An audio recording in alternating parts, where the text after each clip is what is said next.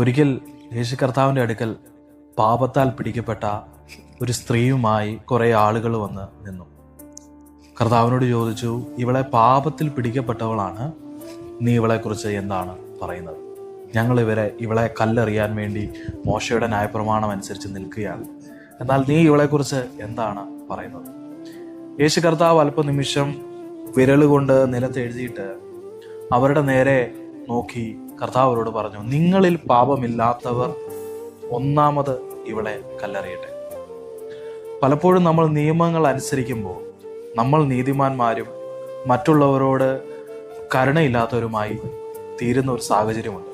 എന്നാൽ കർത്താവ് അവിടെ പറയുമ്പോൾ ഇങ്ങനെ ആ വചനത്തിൽ എഴുതി വെച്ചിരിക്കുന്നു, മനസാക്ഷിയുടെ ആക്ഷേപ നിമിത്തം വലിയവരും ചെറിയവരുമൊക്കെ അവരെ വിട്ട് പോയി കളഞ്ഞു.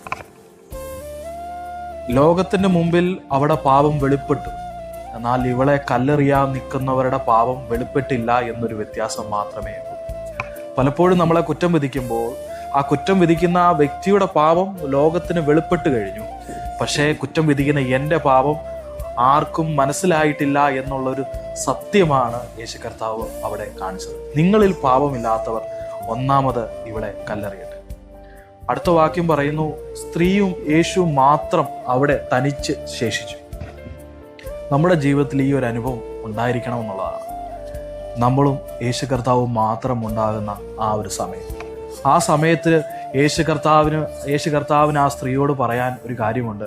സ്ത്രീയെ, അവർ നിന്നെ കുറ്റം വിധിച്ചില്ല, അവർ നിന്നെ ശിക്ഷിച്ചില്ല, ഞാനും നിന്നെ ശിക്ഷിക്കുന്നില്ല, പോവുക, ഇനിമേ പാപം ചെയ്യരുത്. നമ്മളും കർത്താവും മാത്രമുള്ള സമയങ്ങളിലാണ് ആ ഡീപ്പ് റിലേഷനിലേക്ക് നമുക്ക് ഇറങ്ങുവാനും ആ കർത്താവ് നമ്മളോട് പറയാനുള്ള ആ ദൈവശബ്ദം കേൾക്കുവാനും കഴിയത്തുള്ളൂ.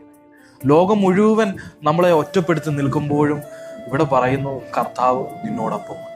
നിയമങ്ങൾ നിനക്ക് എതിരായിരിക്കുമ്പോഴും ഇവിടെ പറയുന്നു, കർത്താവ് നിനക്ക് അനുകൂലമായിരിക്കും. സാഹചര്യങ്ങളെല്ലാം നിന്നെ കല്ലെറിയാൻ നിൽക്കുമ്പോഴും നിന്നെ ചേർക്കുന്ന, നിന്നെ മാറോടണയ്ക്കുന്ന, നിന്റെ സാഹചര്യത്തെ അറിയുന്ന കർത്താവ് നിന്നോടുണ്ട്. നമ്മൾ ഒരാളെ കുറ്റം വിധിക്കുമ്പോൾ ആ മനുഷ്യൻ കടന്നു പോകുന്ന സാഹചര്യമോ വേദനകളോ ഒന്നും നമുക്കറിയത്തില്ല, പക്ഷേ പിതാവായ ദൈവം, സൃഷ്ടാവായ ദൈവം, അമ്മയുടെ ഉദരത്തിൽ നമ്മുടെ മെനഞ്ഞ കർത്താവ് സകലതും അറിയുന്നു. ലോകം മുഴുവൻ എതിരായിക്കോട്ടെ, കർത്താവ് അനുകൂലമെങ്കിൽ പ്രതികൂലം ആർ. പകൽക്കാലം അങ്ങനെ ദൈവം നമ്മളും തമ്മിലുള്ള ആ ഒരു സമയം നമ്മൾ കണ്ടെത്തുകയും മറ്റൊരാളെ കുറ്റം വിധിക്കാതിരിക്കുകയും ചെയ്യുവാൻ സ്വർഗത്തിലെ ദൈവം നമ്മളെ സഹായിക്കട്ടെ. God bless you all. Amen.